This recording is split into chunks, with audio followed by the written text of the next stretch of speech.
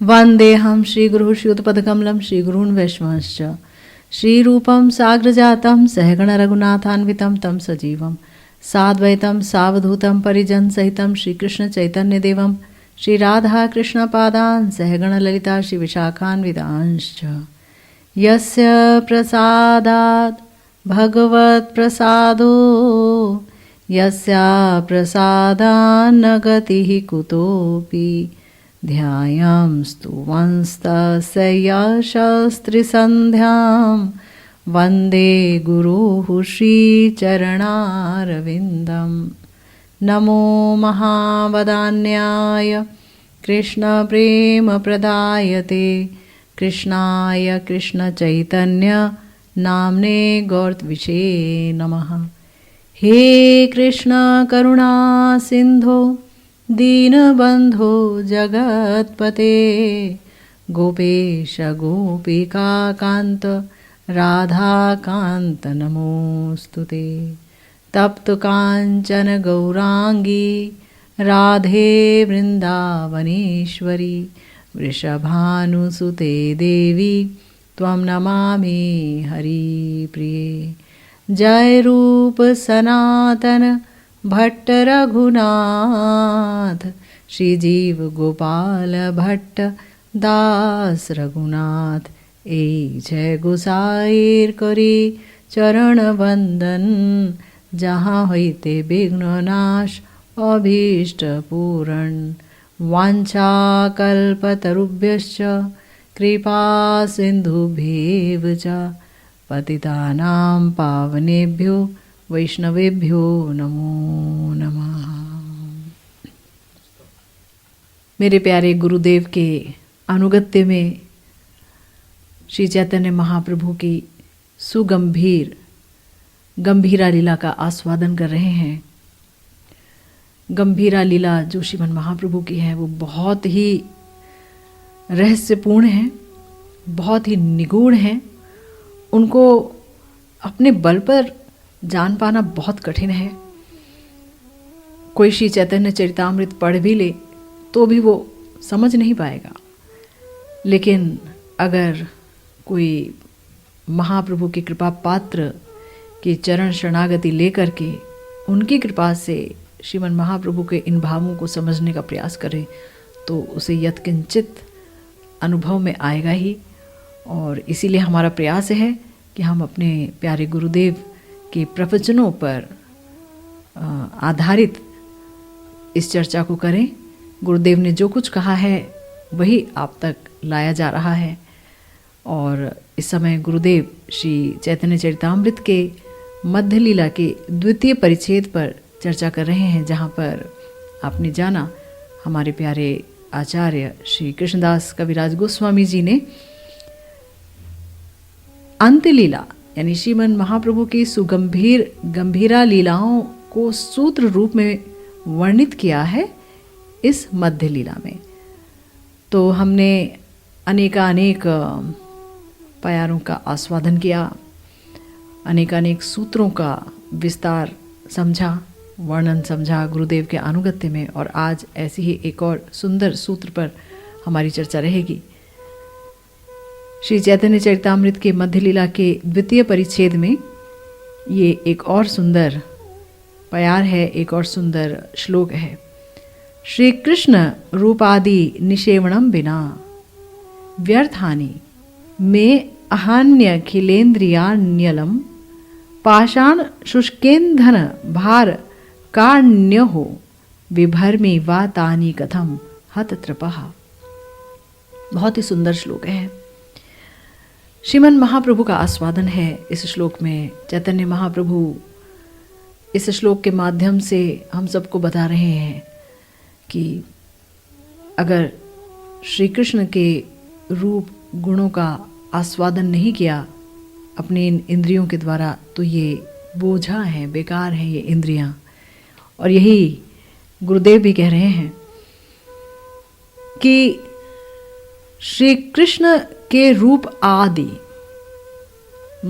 यानी श्री कृष्ण संबंधित जो पंच विषय हैं, ये जो इंद्रियों के 5 विषय हैं, रूप रस गंध शब्द आदि जो विषय हैं, ये समस्त विषय, रूप, रस, गंध, स्पर्श और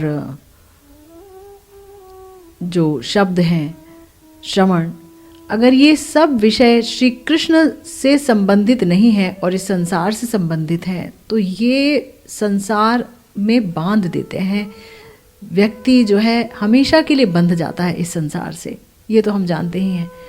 और चैतन्य महाप्रभु अपने दृष्टांत से हमें भी ये बता रहे हैं, कह रहे हैं कि श्री कृष्ण के रूप आदि निषेवण के बिना, उसके आस्वादन के बिना मेरे समस्त दिन, यानी जितने भी दिन मैं काट रहा हूँ, जितने भी क्षण मैं बिता रहा हूँ, और मेरी ये सारी इंद्रियां, ये सब सम्यक रूप से व्यर्थ हैं, यानी पूरी तरह व्यर्थ हैं। ये इंद्रियां और ये दिन किसी काम के नहीं, बेकार है। ये इंद्रियां भी बोझा हैं, पत्थर की तरह मैं इन्हें वहन कर रहा हूं, या जो लकड़ियों का ढेर है उसकी तरह वहन कर रहा हूं। जैसे कि लकड़ियों का ढेर कोई जानवर वहन कर रहे, उसके पीठ पर लाद दिया जाए पत्थर और लकड़ का ढेर, तो उसे यही कहते हैं कि वो बोझा ढो रहा है।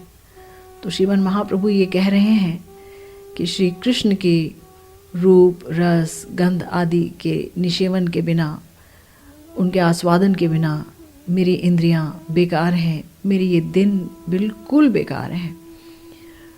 तो निर्लज होकर पाषाण और शुष्क ईंधन की तरह, यानी पत्थर और लकड़ियों के भार के जैसे मैं इन सब को किस तरीके से धारण करूं, ये सिर्फ और सिर्फ मेरे लिए भार है। वस्तुतः श्री चैतन्य महाप्रभु प्रिया जी के महाभाव को लेकर के और श्याम सुंदर के रूप, रस, गंध आदि का आस्वादन करते चले आ रहे हैं। हमने पिछली दफा भी सुना कि किस तरह से श्रीमन महाप्रभु ने प्रिया जी का महाभाव लेकर के श्याम सुंदर के सुगंध का आस्वादन किया है, और वो कितने कितने बेचैन हो गए थे। तो श्री कृष्ण भजन का एक इसकी विशेषता है कि जितना आस्वादन होता है उतनी ही प्यास बढ़ती चली जाती है। कभी कोई भी रागानुग भक्त ये नहीं कह सकता कि आज मेरा भजन हो गया, कितना भी क्यों ना हो जाए, उसको तृप्ति नहीं मिलती है। जन्म अवधि हम रूप निहारनु, नयन न तृपित बहलो, प्रिया जी का अपना एक आस्वादन है। प्रिया जी खुद श्याम सुंदर के विषय में ये कहती हैं कि जन्म से मैं श्याम सुंदर का रूप निहारती आ रही हूँ, लेकिन मेरी आंखें तृप्त नहीं हुई हैं। तो ऐसे ही श्रीमन महाप्रभु चाहे कितना ही डूबे रहते हैं श्याम सुंदर के रूप में, रस में, उनके स्पर्श का, उनके अधर रस का, उनके शब्द रस का आस्वादन वो निरंतर करते रहते हैं। ऐसा नहीं है कि वो नहीं करते हैं, लेकिन तो भी प्रेम इतना उत्कट है, महाभाव, और वो भी मोहनाख्या महाभाव। विरहिणी राधा, राधा जी का महाभाव लेकर आए हैं, इतना कहना ही काफी नहीं है। विरहिणी राधा जी का मोहनाख्या महाभाव इस समय कार्यरत है श्रीमन महाप्रभु के ऊपर। इसलिए जितना आस्वादन उतनी ही पिपासा, उतनी ही प्यास, उतनी ही विधि का निंदन कि जो सृष्टिकर्ता हैं वो नहीं जानते कि योग्य सृष्टि कैसे होती है। आंखें बना दी, श्री कृष्ण का रूप कैसे देखूं इन आंखों से, क्योंकि इनमें तो पलकें भी हैं, पलकें तो बहुत बड़ी बाधा सृजन करती हैं। तो इस तरीके से हम देखते हैं कि किशोरी जी का जो श्याम सुंदर के माधुर्य का आस्वादन है, वो चाहे कितना भी पूर्ण क्यों ना हो, तो भी वहाँ अपूर्णता है उनकी अपनी नज़र में। और यही हालत है श्रीमन महाप्रभु की कि वो जितना भी आस्वादन कर रहे हैं वो उनके लिए नाकाफ़ी है। उन्हें लग रहा है कि मेरा कोई आस्वादन हुआ ही नहीं है इन इंद्रियों से जिनसे कि मुझे श्री कृष्ण का रूप आस्वादन करना था इन आँखों से, तो इन आँखों ने श्री कृष्ण का रूप ही आस्वादन नहीं किया। अंत्य लीला में एक जगह वो कहते हैं कि ऐसी आंखों पर बाज पड़े, बिजली गिर जाए, ये आंखें किस काम की अगर श्री कृष्ण का रूप का आस्वादन इन आंखों ने नहीं किया। तो श्री कृष्ण का रूप का आस्वादन कैसे नहीं किया श्रीमन महाप्रभु ने? वो तो हर पल हर क्षण त्रिभुवन को कृष्णमय ही तो देखते हैं। मोहनाख्या महाभाव की यही तो विशेषता है कि त्रिभुवन ही कृष्णमय दिखता है। सब जगह श्री कृष्ण की गंध ही सूंघने को मिलती है, सब जगह श्री कृष्ण की मधुर वाणी, उनकी बंसी ध्वनि ही सुनने को मिलती है। श्री कृष्ण के अधर रस का पान, उसका स्वाद श्रीमन महाप्रभु भूल नहीं पाते हैं। हालांकि वो स्वयं श्री कृष्ण है, तो भी प्रिया जी के महाभाव में अपनी ही मधुरिमा का आस्वादन करके वो तृप्त नहीं हो पाते हैं, अतृप्ति का शिकार बने रहते हैं। इसीलिए बहुत ही दुख के साथ अपने मनोभाव को यहाँ व्यक्त कर रहे हैं कि अगर मैंने श्री कृष्ण का रूप, रस, गंध, शब्द, स्पर्श आदि निषेवण नहीं किया, उसका आस्वादन नहीं किया, उसकी सेवा नहीं की, तो मेरी ये जो इंद्रियां, आंखें बनी हैं रूप का ही आस्वादन लेने के लिए, कान बने हैं शब्दों का आस्वादन लेने के लिए, नाक है सुगंध का आस्वादन लेने के लिए, ये जुबान है रस का आस्वादन लेने के लिए, कान है शब्द का आस्वादन लेने के लिए, हम जानते हैं। लेकिन अगर उसमें कृष्ण कथा ही नहीं गई तो हमारे शास्त्र कहते हैं कि ऐसे कान सांप के बिल के समान है, उसमें सांप प्रवेश होते हैं, सांप जाता है, सांप आता है, और वो सांप क्या है? कृष्ण कथा के अतिरिक्त अन्य जो गप्पे हैं, अन्य जो वार्ताएं हैं, वही है वो सांप। और वो हमें खा जाता है, वो काल सर्प है, काल सर्प। तो इस तरह से श्रीमन महाप्रभु बहुत विषाद युक्त हैं। हमारे प्यारे गुरुदेव कह रहे हैं कि देखिए, ये जो श्रीमन महाप्रभु विषाद नामक भाव से आविष्ट होकर के किस तरीके से ये भक्त के हृदय को तन्मय कर रहे हैं। भक्त भी उनमें तन्मय हो रहा है और भगवान भी भक्त के रूप में निज नाम, निज गुण, निज रूप, निज रस में तन्मय हो रहे हैं, है ना। अपने ही नाम की मधुरिमा का आस्वादन करना, नाम संकीर्तन के माध्यम से, नाम जप के माध्यम से, अपने ही रूप की माधुरी का आस्वादन करना, अपने ही लीलाओं की माधुरी का आस्वादन करना, अपनी ही वंशी ध्वनि की माधुरी का आस्वादन करना, और उसके ऊपर क्या कुछ नहीं कहते हैं श्रीमन महाप्रभु। कितने सुंदर उनके प्रलाप होते हैं, जिनको सुनकर के लगता है कि श्रीमन महाप्रभु कहीं से एक रागानुगा भक्त को बता रहे हैं, सिखा रहे हैं कि किस तरह से निज स्वरूप में डूब करके और युगल लीला का आस्वादन करना चाहिए। तो गुरुदेव कह रहे हैं कि सुगंभीर गंभीरा लीला महाभाव सिंधु के अपूर्व कोटि कोटि तरंग के उच्चवास से युक्त है, और ये बहुत ही सुगंभीर है और क्षुद्र जीव इसे कभी भी नहीं समझ सकता। उसके अनुभव में भला महाभाव कहाँ से आ सकता है? बहुत मुश्किल है, असंभव की तरह है। और इस छोटे से गंभीरा के कक्ष में, मतलब गंभीरा का वो जो कक्ष है वो बहुत छोटा है। अगर आप गए हैं जगन्नाथपुरी तो आपने ज़रूर देखा होगा, बहुत छोटा कक्ष है। श्रीमन महाप्रभु अगर उसमें लेटते भी हैं तो भी पूरे उसमें समा नहीं पाते हैं, इतना छोटा है वहाँ पर वो कक्ष। और उसमें उन्होंने जो अंतिम लीला की है उसके 12 वर्ष श्री स्वरूप दामोदर जी और श्री रामानंद राय जी के साथ बिताए हैं, और रात दिन उनके साथ रह करके उन्होंने हर क्षण लीला रस का आस्वादन किया है, कृष्ण लीला रस का आस्वादन किया है। माथुर विरह कातरा महाभावमयी श्री श्री राधा जी के मोहनाख्या महाभाव का चरम अनुभव दिव्योन्माद लीला का जो रस आस्वादन उन्होंने किया है। और प्रिया जी ने जब श्री श्याम सुंदर जो हैं वो चले गए मथुरा, माथुर प्रवास की बात हो रही है। आप जानते हैं कि श्याम सुंदर कभी भी वृंदावन छोड़ करके मथुरा तो नहीं ही जाते हैं, लेकिन तो भी प्रिया जी के प्रेम की उन्मादना देखने की एक इच्छा है हृदय में, इसीलिए वो छिप जाते हैं। और ये जो उनका लुकाव छिपाव है वो बहुत लंबे समय तक चलता है। और इसी में प्रकट होता है किशोरी जी का मोहनाख्या महाभाव का बड़ा ही सुंदर अनुभव, और वो है दिव्योन्माद, दिव्य उन्माद लीला। और उस रस का उन्होंने आस्वादन किया है। और उस समय उनके साथ ब्रज की श्री ललिता जी और विशाखा जी इस प्रकार के विरह में उनके अंग संग रहती थी प्रिया जी के, और उनको उन्होंने सांत्वना प्रदान की है, उनके विरह तापित प्राणों को शीतलता प्रदान की है अपने संग से, अपने विभिन्न प्रकार की वाक्यवली से उनके पीड़ित प्राणों की रक्षा की है प्रिया जी के।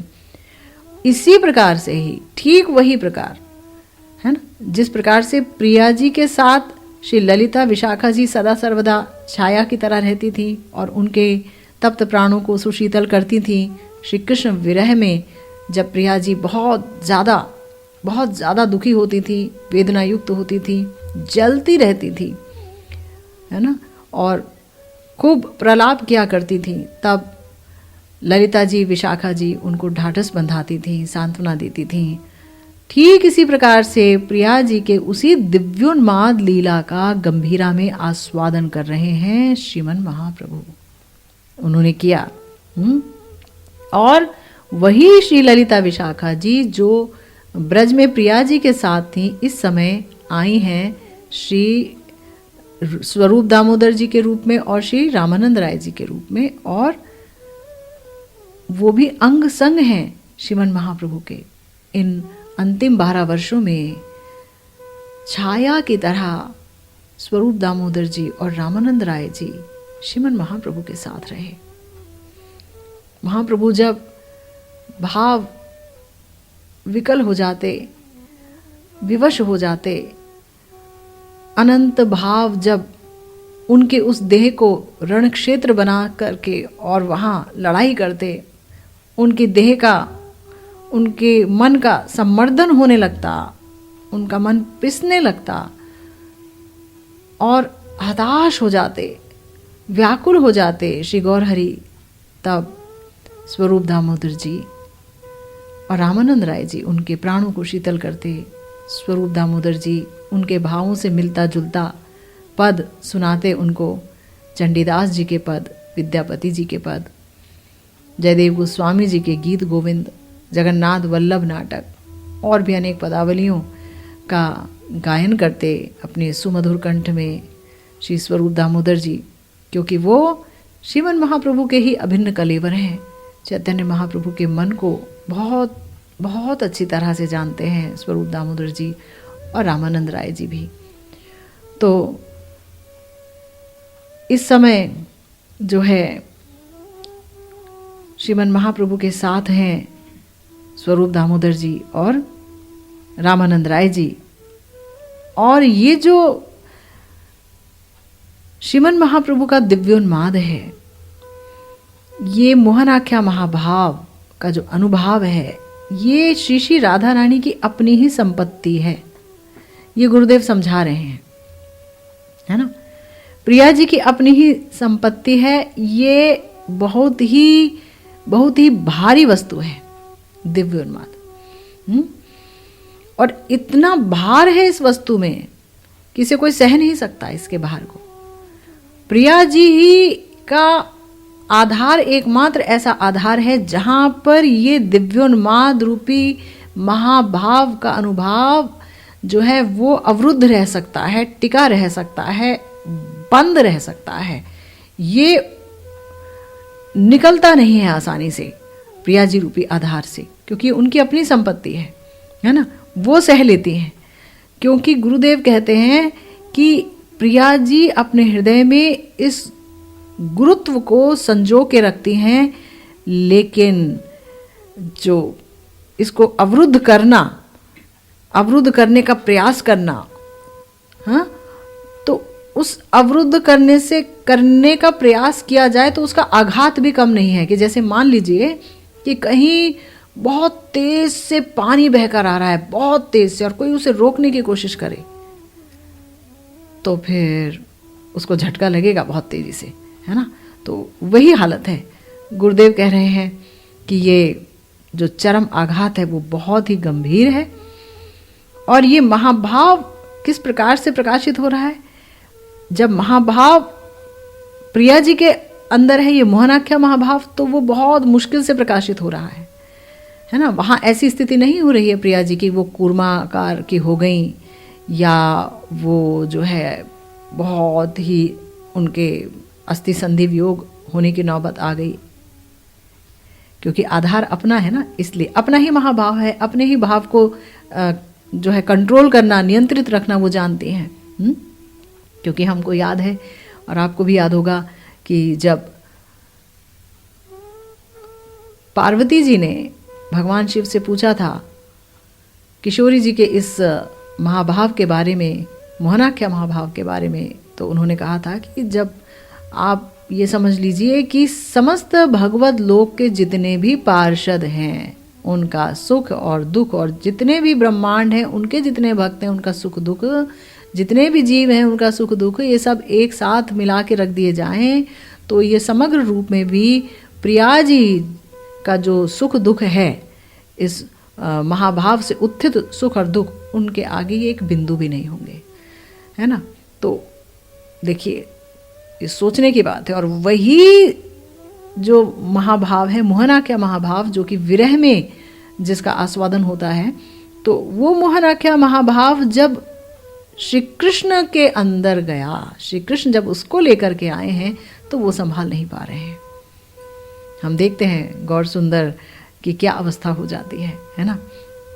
तो इसलिए गुरुदेव कह रहे हैं कि यहां प्रकाशित हो रहा है, श्री कृष्ण रूपी आधार में ये प्रकाशित हो पा रहा है, ये मोहनाख्या महाभाव, जो कि इतनी गुरु गंभीर वस्तु है कि प्रिया जी के हृदय में ही रहती है, बाहर दिखती नहीं है। हम श्रीमद् भागवतम को पढ़ें या हम और अन्य शास्त्रों को पढ़ें तो हम देखते हैं कि ये जो उन्माद है ना प्रिया जी का, ये बहुत संजो कर रखती हैं प्रिया जी अपने अंदर। लेकिन यहाँ पर व्यक्त हो गया है, प्रकाशित हो गया है। प्रकाशित होने का अर्थ संचारी भाव। प्रकाशित कोई चीज़ होती है कैसे पता चलेगा? किसी को बुखार आ गया है कैसे पता चलेगा? उसके शरीर का तापमान बढ़ जाएगा। हाँ? और गौर सुंदर के दिव्योन्माद के बारे में कैसे पता चला? संचारी भाव। 33 प्रकार के संचारी भाव होते हैं, हर्ष, विषाद, चिंता, जागरण आदि। और अनुभाव, कि जब शरीर पर उसकी क्रिया होने लगती है, नाचना, रोना, लोटपोट करना, ये सब अनुभाव हैं। और सात्विक आदि जो भाव है कि अनुभाव में तो थोड़ा सा एक बुद्धि कार्य करती है, पर सात्विक जो भाव है वहाँ बुद्धि कार्य नहीं करते, वो अपने आप होने लगता है, शरीर पर उसकी क्रिया होती है, अश्रुपात होने लगते हैं, पुलक उठने लगता है, पसीने बहने लगते हैं, स्तंभित हो जाता है व्यक्ति, वैवर्ण्य हो जाता है, कांपने लगता है, बहुत कुछ होने लगता है। तो इस तरह से जब इन भावों के द्वारा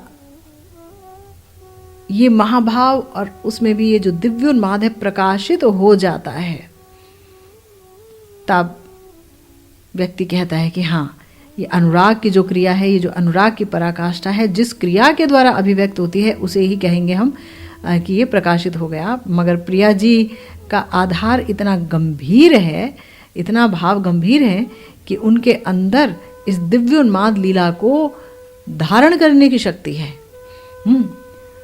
तो सखियों ने जैसे कि प्रश्न किया, रूप जी एक दृष्टांत दे रहे हैं, हमारे रूप गोस्वामी जी, गुरुदेव बता रहे हैं।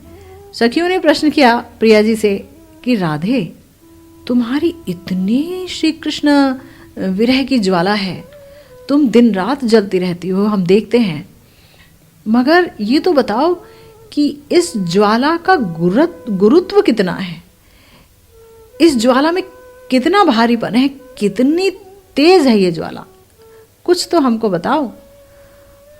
तो प्रिया जी ने कहा, ये सब तुम सुनना मत, ये सब सुनने का प्रयास मत करो सखियों, ये सब मैं नहीं बता पाऊंगी, क्योंकि बड़ा ही भयंकर अनर्थ हो जाएगा अगर मैंने इसे बताया। क्यों? अनर्थ क्या होगा, बताओ ना। तो कह रही हैं किशोरी जी कि ये जो श्री कृष्ण के विरह की जो अग्नि है ना, ये बाड़वानल के समान है। दावानल, देखिए अग्नि से भी बहुत उच्च स्तर की अग्नि होती है जो जंगल में आग लग जाती है ना। एक तो घरों में आग लग जाती है, चूल्हे में आग लग जाती है, तो बहुत छोटी छोटी अग्नि का स्वरूप है। लेकिन जब जंगल में विस्तार से आग लग जाए, एक बहुत बड़ा जंगल है, तो कहा जाता है दावानल, जंगल में आग लग गई। उसे कोई व्यक्ति अपने प्रयासों से नहीं बुझा सकता है, आसानी से वर्षा होगी तो बुझेगी, है ना।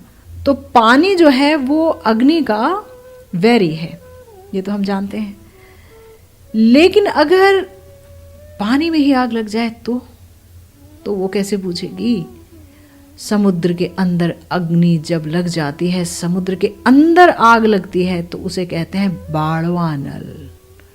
वो बहुत भयंकर अग्नि होती है। इसीलिए किशोरी जी यहाँ कह रही हैं कि ये बाड़वानल है, और इस बाड़वानल की ज्वाला को मैंने किस तरह से अपने हृदय में अवरुद्ध रखा है, ये मैं तुम्हें क्या बताऊं।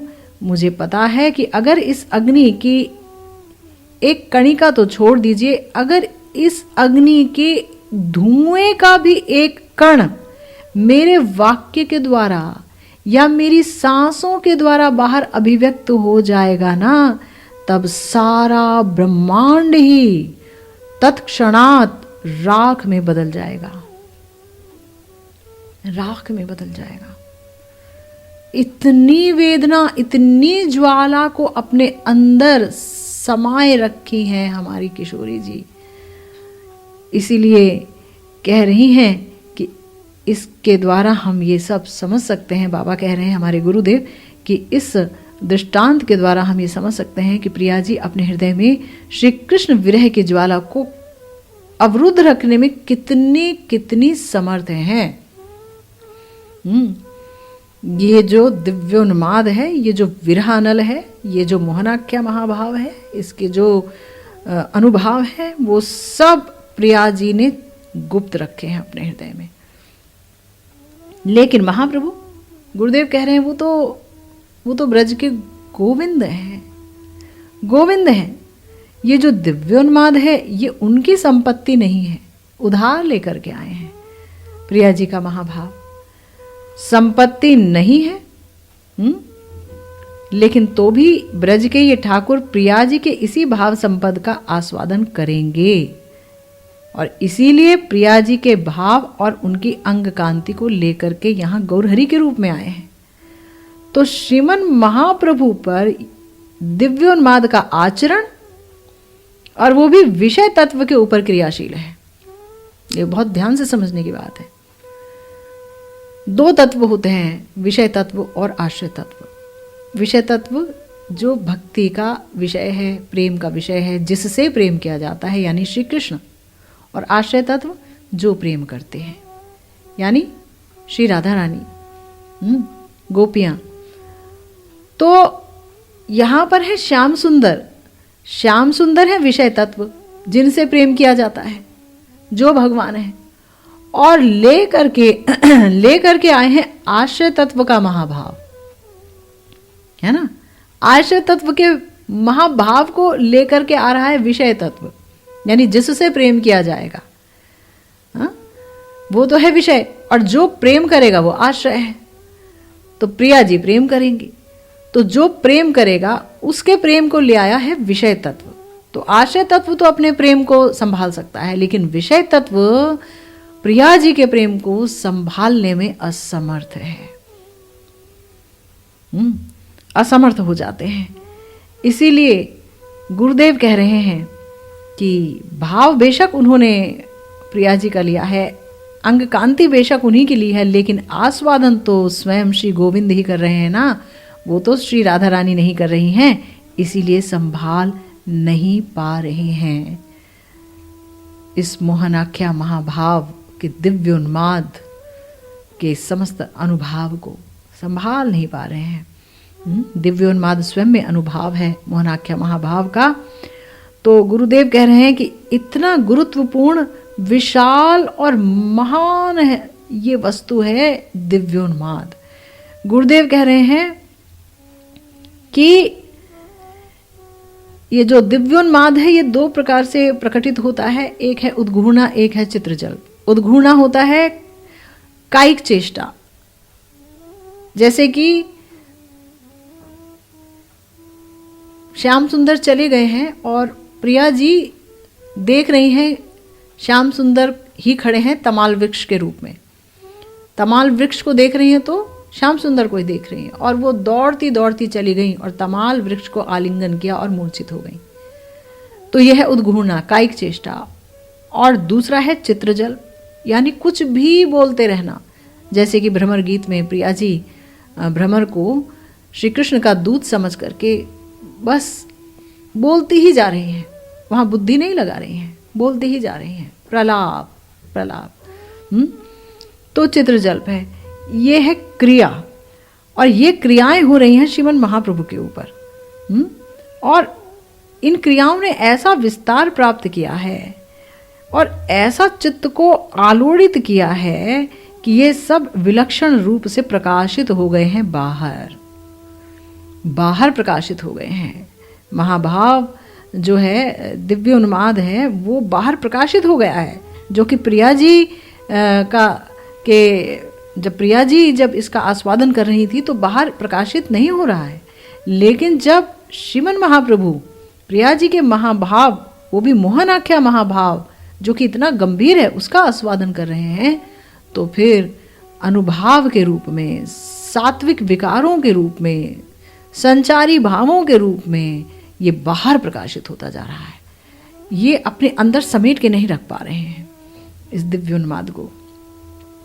गुरुदेव कह रहे हैं, जैसे सोचिए कि ये जो अनुभव है, अनुभाव किसको कहते हैं? गुरुदेव बता रहे हैं कि गोस्वामी पाद ने कहा है कि जैसे विलुंठन है, नृत्य है, उबासी है, हुंकार है, गर्जन है, ये सब अनुभाव है।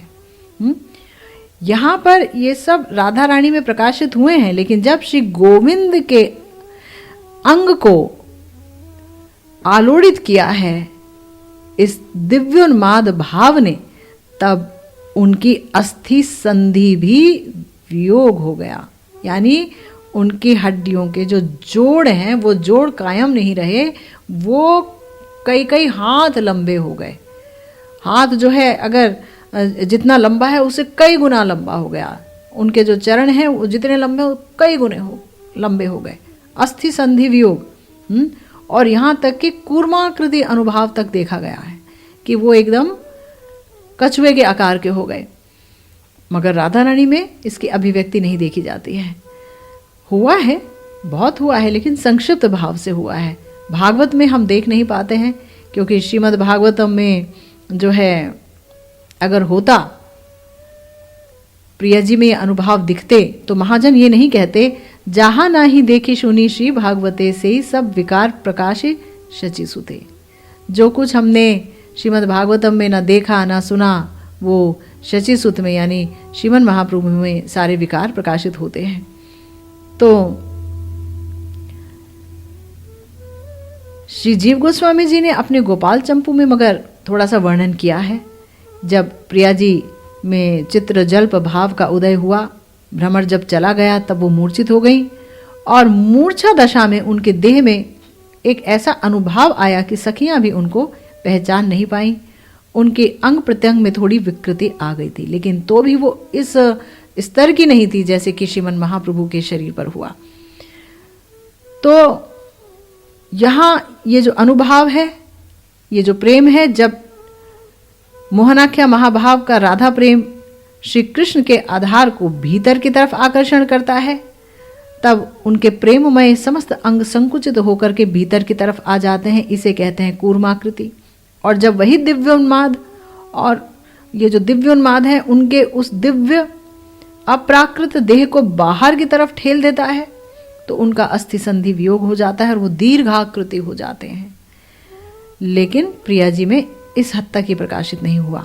इसी प्रकार से अष्ट सात्विक भाव हैं, अश्रुपूलक आदि श्रीमन महाप्रभु में ये जिस प्रकार से प्रकाशित हुए ये कहीं भी प्रकाशित नहीं हुआ।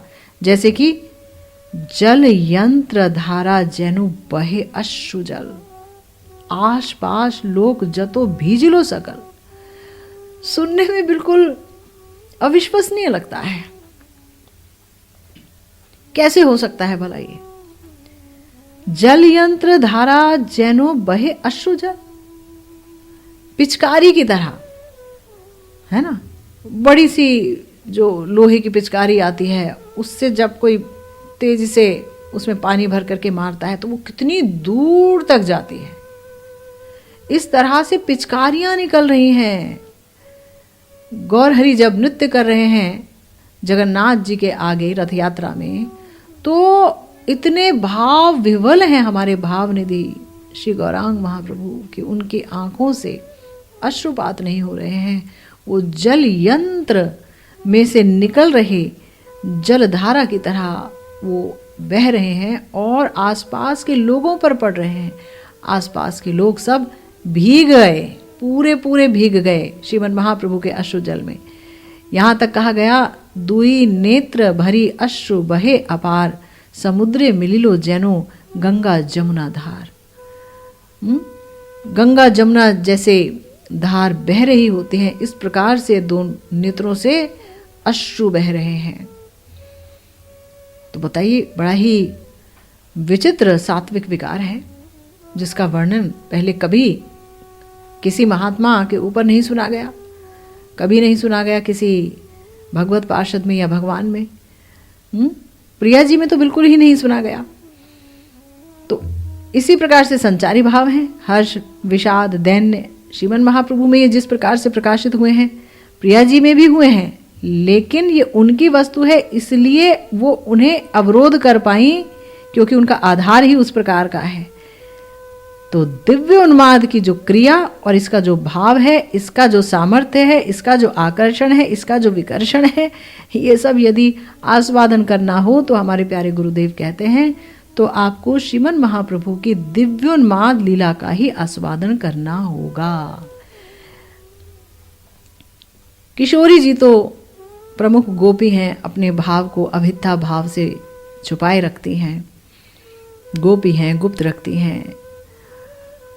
वो अपने प्रेम के वजन को कहीं नहीं दिखाती हैं, लेकिन गौरांग महाप्रभु किशोरी जी के प्रेम को ऐसा दर्शाते हैं कि अगर उन्होंने ये दर्शाया नहीं होता तो हमें भी नहीं पता चलता, किसी को नहीं पता चलता, जगत में कौन जान पाता कि किशोरी जी की क्या महिमा है, राधा जी के प्रेम का क्या गुरुत्व है और इतने महान प्रेम के प्रति श्याम सुंदर की वश्यता ही कैसी है, कोई नहीं जान पाता।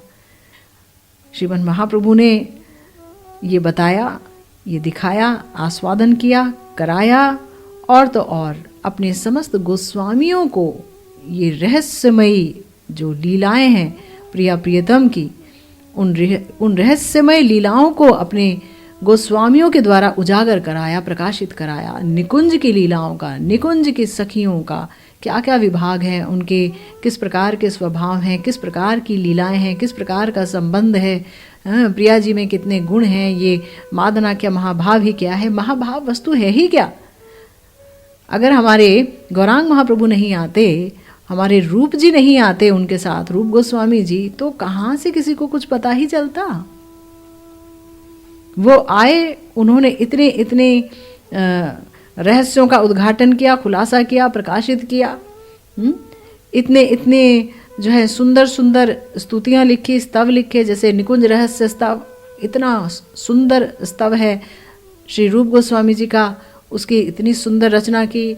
स्तव माला में बड़ी प्यारी प्यारी स्तुतियाँ उन्होंने लिखी हैं, वो स्तुति ही नहीं है, ऐसे ऐसे रहस्यों का उद्घाटन किया है। श्री उज्ज्वल नीलमणि, श्री भक्ति रसामृत सिंधु, ये श्रीमन महाप्रभु की कृपा से ऐसा हुआ। तो हमारे श्री चैतन्य महाप्रभु को बहुत बड़ा श्रेय जाता है रस को उजागर करने में और ब्रज रस की स्थापना करने में, बताने में, उसका प्रसार करने में, निकुंज भाव की सेवा देने में। उसके बाद तो बहुत सारे गोस्वामी लोग आए विभिन्न संप्रदायों के और उन्होंने इस रस पद्धति को अपनाया और वो भी आगे बढ़े हैं अपने अपने मार्ग में।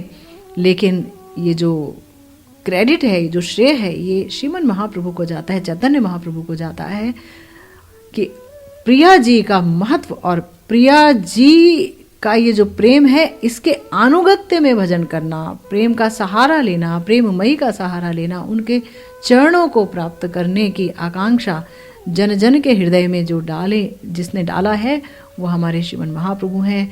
और उनके द्वारा राह दिखाए गए, उनके द्वारा मार्गदर्शन किए गए हमारे समस्त गोस्वामीगण हैं, जो कि ब्रज की ही सखी मंजरियाँ हैं जो उनके साथ आई।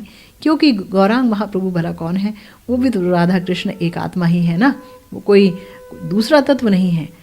तो इसीलिए हमारे गुरुदेव कह रहे हैं कि ये जो अनुभाव हैं दिव्योन्माद के और ये जो सात्विक विकार हैं, ये जो संचारी भाव हैं, ये जिस प्रकार से श्रीमन महाप्रभु में प्रकाशित हुए हैं, अन्य कहीं नहीं हुए हैं। क्या लक्षण हैं इनके और ये किस प्रकार से प्रकाशित हुए हैं और किस प्रकार से श्रीमन महाप्रभु की इन लीलाओं को समझा जा सकता है, ये सब जानेंगे हम। श्री चैतन्य महाप्रभु की कृपा हुई तो इसी के साथ आज की भागवती कथा यहीं विश्राम लेती है। जय जय श्री राधे श्याम, श्री गुरु निताई गौर सीतानाथ प्रेमानंदे।